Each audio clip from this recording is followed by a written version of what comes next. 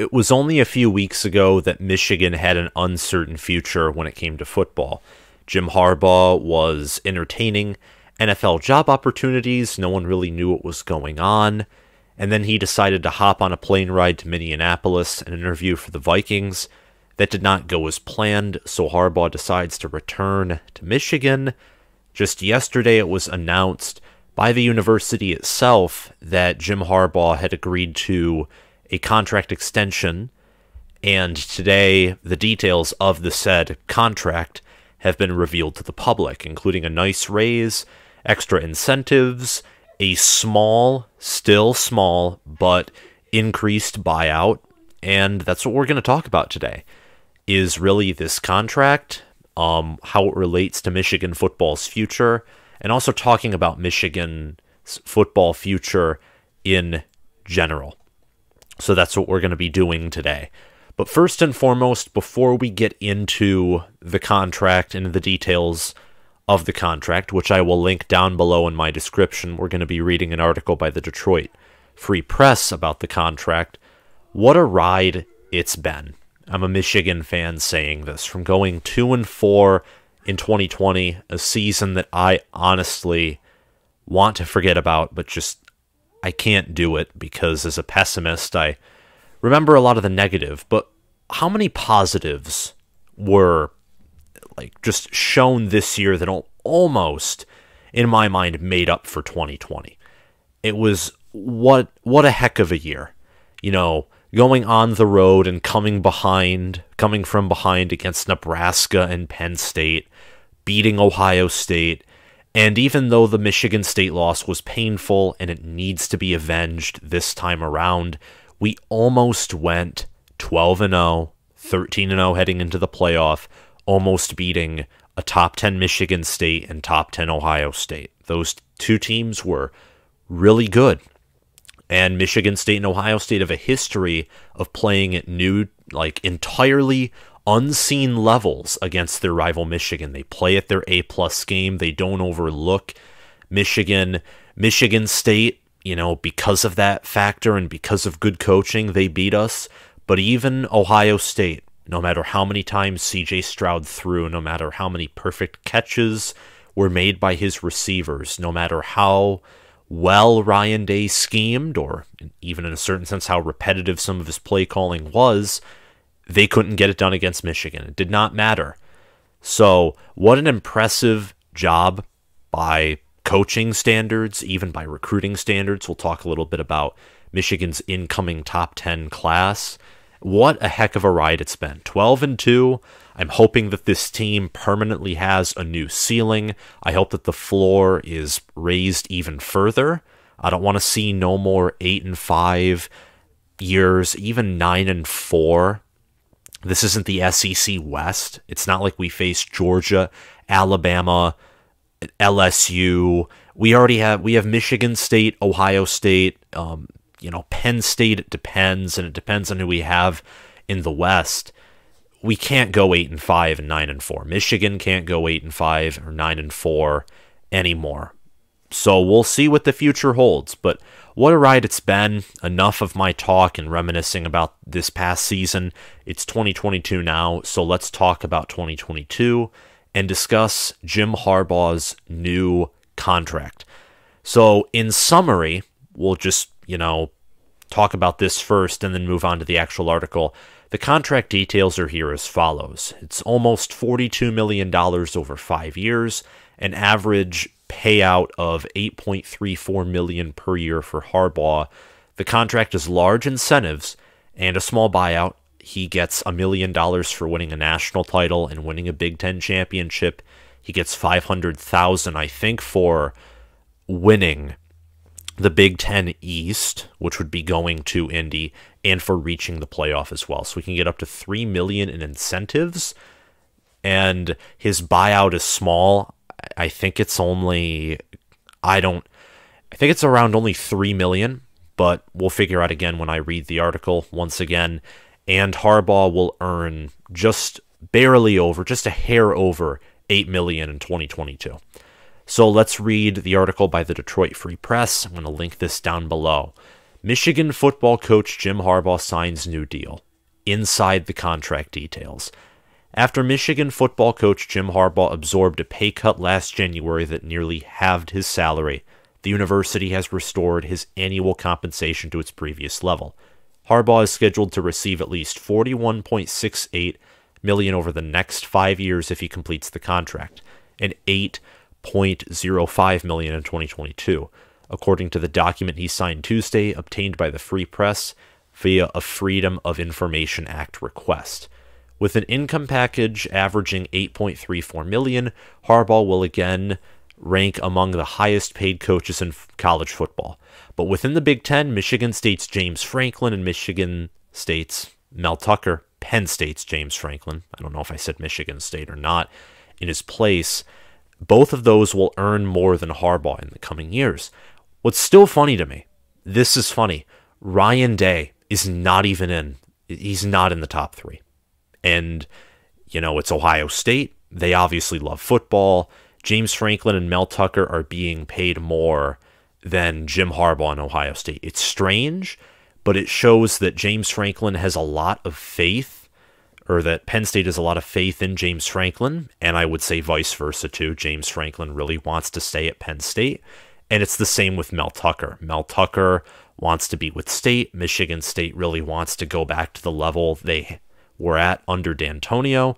They're willing to take more risk, whereas Michigan and Ohio State, I guess, to a certain degree, are more confident that the guys that they have won't want to leave because of program prestige or ties to the university, both of which Harbaugh and Day have extensive ties to the university. The revised contract, which was announced Wednesday, provided a bookend to a strange, protracted chapter that unfolded in the wake of the program's first appearance in the CFP this past season. Following a month of rumors linking the coach with a return to the NFL, Harbaugh interviewed with Minnesota before leaving the team's headquarters without an offer, obviously then calling Ward Manuel and saying, "I really don't have any other option. Will you have me back?" And Ward said yes. The amount he would be required to reimburse starts at $3 million. That's his buyout. It starts at $3 million, which again is not that much. Not that much in the modern era. And it decreases by $750,000 each subsequent year of the contract, which now runs through the 2026 season. On the other hand, if the university fires Harbaugh without cause, it will owe him all of the money remaining on the contract, except for a $1 million deferred compensation. The 58-year-old Harbaugh is currently in good standing after rebuilding the program. I agree with this. Even as someone who wanted him fired after 2020, he's obviously, for now, the guy who should be the coach at Michigan, whether you're a fan or not. This 12-win season is the most that the Wolverines had since 1997.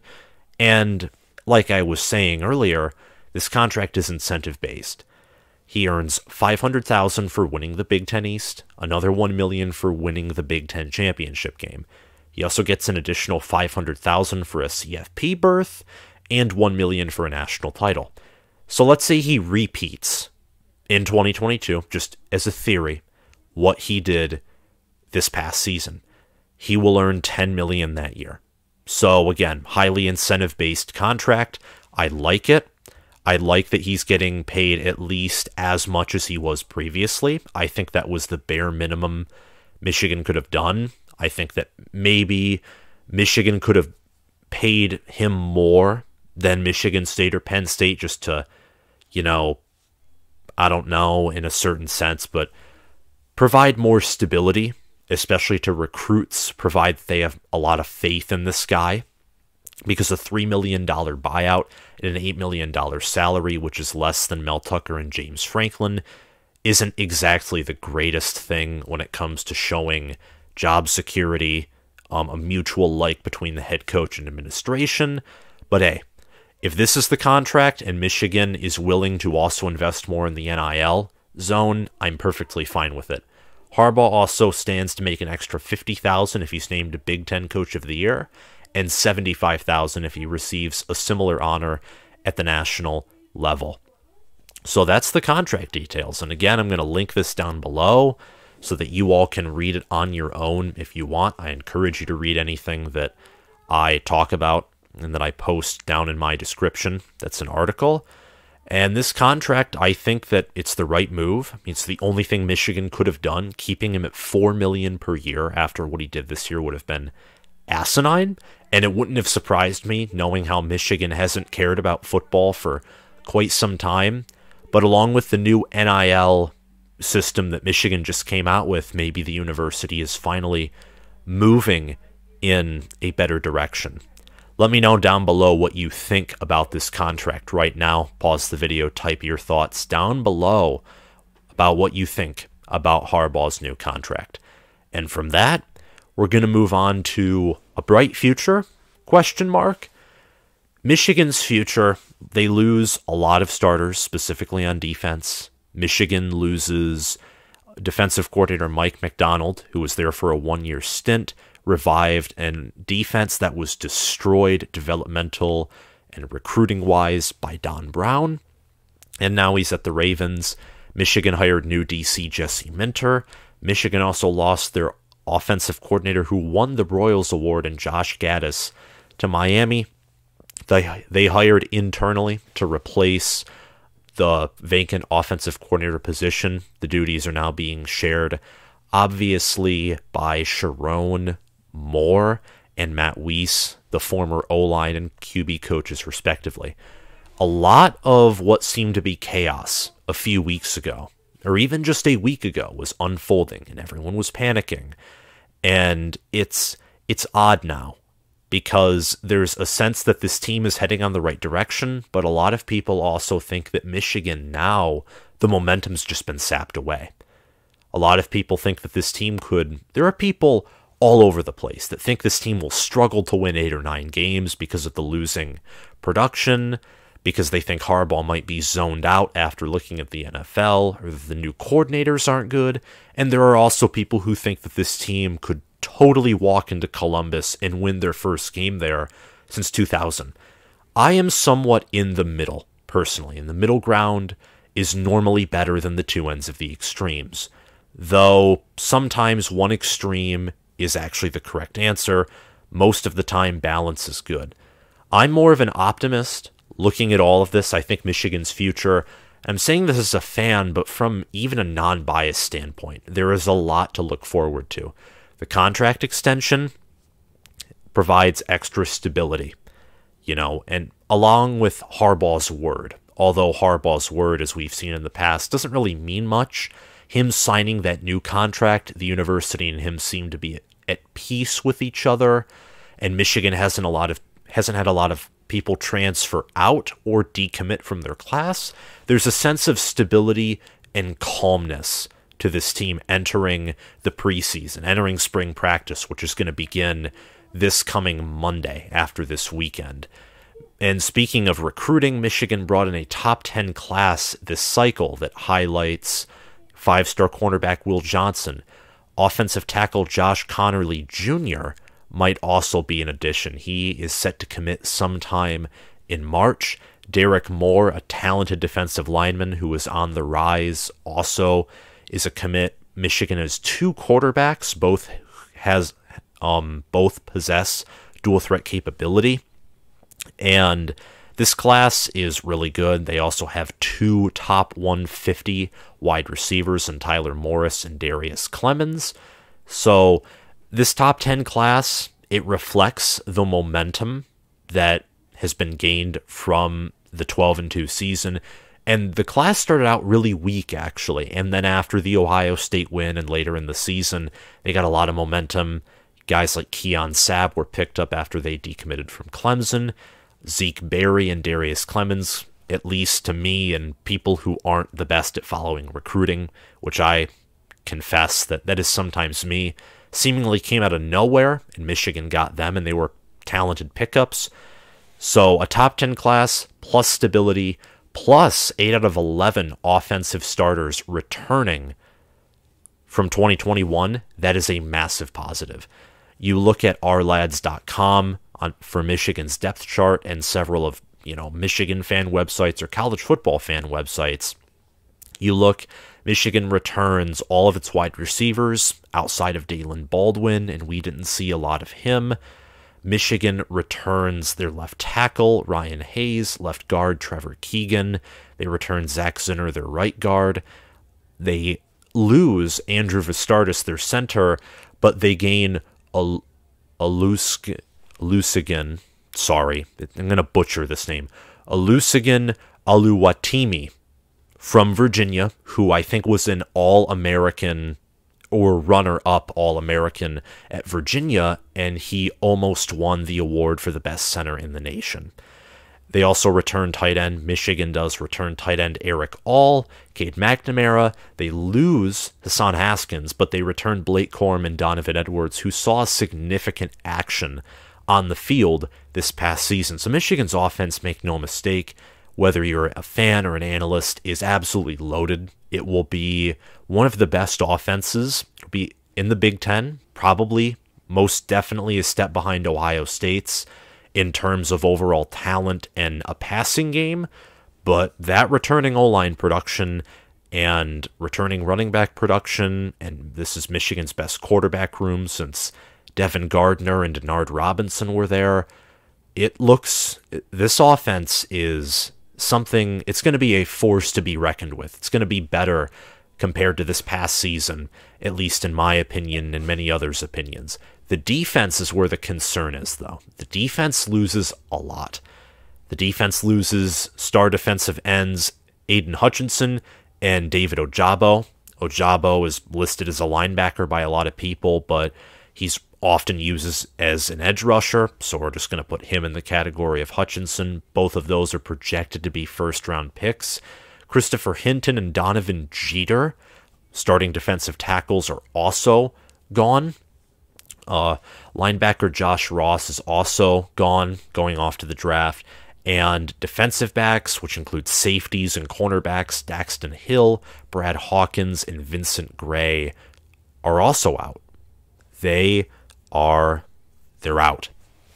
Off to the NFL, hope they have good futures. But right there, that's eight. Eight defensive starters are gone. 8 of them. You do have, what's his name? You have one of the linebackers returning, Junior Colson, pardon me. Nakai Hill Green returns. DJ Turner returns. But Hill Green was, I think, the backup to Josh Ross.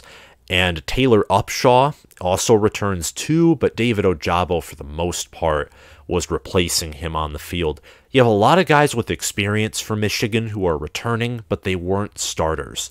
Mozzie Smith being one of them, same thing with Taylor Upshaw, RJ Moten and Rod Moore returning as well, along with Jamon Green, guys who weren't given the most playing time, but had a lot of experience and a lot of reps. The defense has elite coaching as well on its side. They have Steve Clinkscale specifically at the defensive backs, who's one of the best defensive back coaches in the country. Mike Elston being hired to replace Sean Nua as the D-line coach is certainly an upgrade, especially from a recruiting perspective. And Jesse Minter runs a very similar scheme to Mike McDonald. The difference is Minter actually at some point won a Recruiter of the Year award. He recruited a few 4-stars to Vanderbilt this year. To Vanderbilt, a place with very high academic standards for one, and poor football reputation for two. So I think the defensive staff has been upgraded. It's elite. And to add on to this as well, and a bright future, I'm mainly talking about 2022, but the staff and the top 10 class and the contract were really for the years following. But for this year, Michigan, and I kind of mean this as not really an insult, but I like to see Michigan playing competitive teams, but it also works out for record and wins. I have not seen an easier schedule for Michigan. I haven't. Steve Dace said the same exact thing, and I think every analyst would say this. Colorado State, September 3rd. September 10th, Hawaii. September 17th, UConn. September 24th, Maryland. These are Michigan's 4 opening games, all of which should be blowout victories if Michigan is the top 10, even top 15 team that many of us presume them to be. October 1st at Iowa is truly their first challenge. At Indiana, October 8th should not be a loss if Michigan's supposed to be good. Michigan hosts Penn State October 15th. They then have a bye along with Michigan State the 22nd, leading into the matchup on October 29th to face off for the Paul Bunyan Trophy, except this time it's a home game for Michigan. Michigan would then travel to face Rutgers November 5th, host the Cornhuskers November 12th, host Illinois the 19th, before traveling on the road November 26th, 5 days after my birthday, to play at Columbus. I see one game on this schedule that is truly is going to be a known, hard-fought battle. Like, unknown. And by known, I mean, like, there is no chance that Michigan is just going to dominate this game. It's at Ohio State. The final game is the hardest. Hosting Michigan State, make no mistake, will be a challenge. Playing at Iowa, no mistake, will be a challenge. But no game on this schedule, from how I look at it, prepares Michigan for the showdown in Columbus. And I think Michigan will go 11-1, the one loss being at Columbus. But this schedule allows Michigan to consistently feed itself momentum, consistently. It allows for wiggle room too. You know, you can make errors against UConn, Hawaii, Colorado State, and Maryland and learn from your mistakes, and it will not cost you a loss too. So Michigan has a lot of wiggle room, a lot of cushion. They have an easy schedule. Michigan, by no sense of the imagination, should have less than 10 wins this season. They shouldn't. It'd be unacceptable. They shouldn't. So the easy schedule helps them for this year, and then for 2023 as well, just to very briefly touch on this. The 2023 schedule is not impossible either. I mean, UNLV, East Carolina, and Bowling Green are the non-conference schedule. Granted, they play at Minnesota. They have Purdue as well on their schedule, so some tougher West Division matchups, but still, that is not a tough schedule in 2023 either. And finally, the Wolverines now know that they can win big games. Now, what does that mean? How does that impact their future? Well, have you ever heard of the term mental lock, where a team is just in another team's head, or a team is in their own head? They think they can't do it, so they can't. A perfect example of this, and I have many Cornhusker subscribers, so they will understand. Remember the Nebraska-Iowa game this year? Iowa was up 21-6. Nebraska was up 21-6. They exposed Iowa for being not a good team, for not being a top 15 team that some still thought they were. And in the end, you could tell Nebraska just couldn't believe that they were about to win this game, and they blew it. They blew it. They couldn't believe they were going to win. They didn't have the willpower to finish out. Michigan had the same darn problem against Ohio State for ages. You saw it in 2016, where we led by 10 in Columbus and failed. You saw it in 2017. Somehow Michigan, a team of offensive ineptitude in 2017, jumped out to a lead against Ohio State.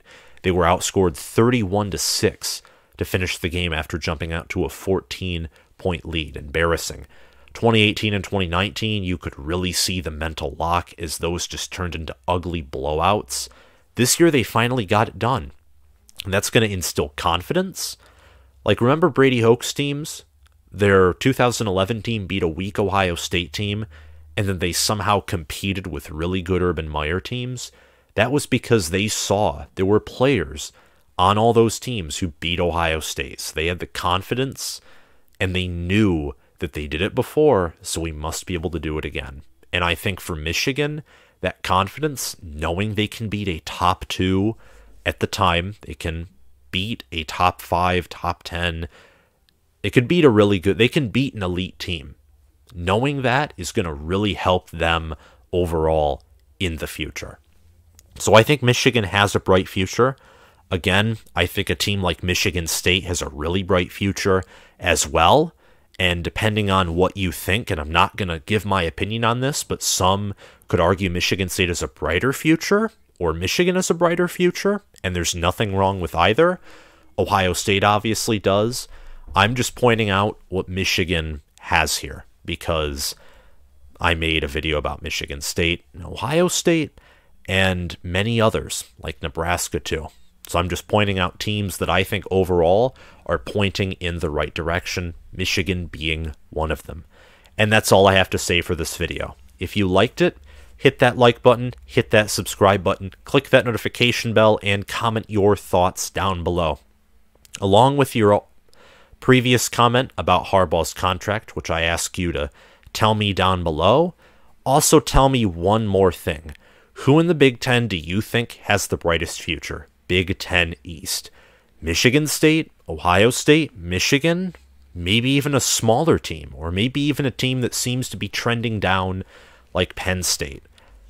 What team in the Big Ten has the brightest future? Tell me down below. Thank you all for watching, and I'll see you guys around. Bye.